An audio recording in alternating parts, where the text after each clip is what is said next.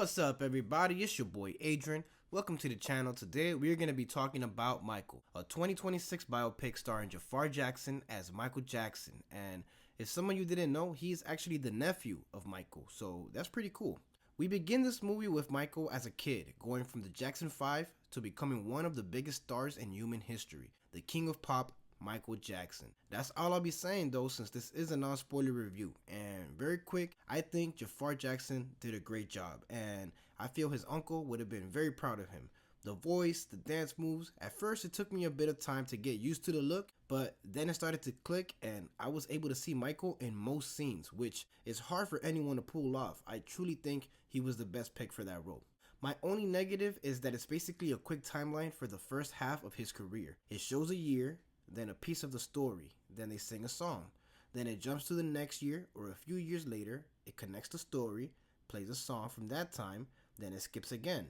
Piece of story, song from that timeline, skip ahead. And that's basically the whole movie, and because of that loop, it felt repetitive, like we're getting somewhere but nowhere at the same time. I would say half of this movie is the few songs they got to pick, and that says a lot because bro, there was so much missing. It just shows how many hits the man had. And I'm not complaining because every time a song played, I wanted to sing along. I had to control myself. With that said, I rate this movie a 7.5 out of 10. And I recommend you watch it in theaters. Only if you're a big Michael Jackson fan. If you're more casual, heard a few songs and know who he is, but that's about it, you might want to wait until it hits streaming.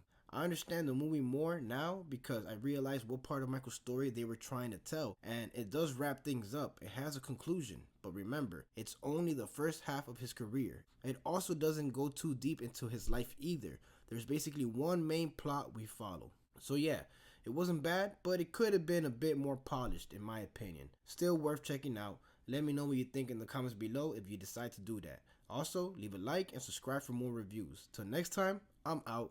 Be safe.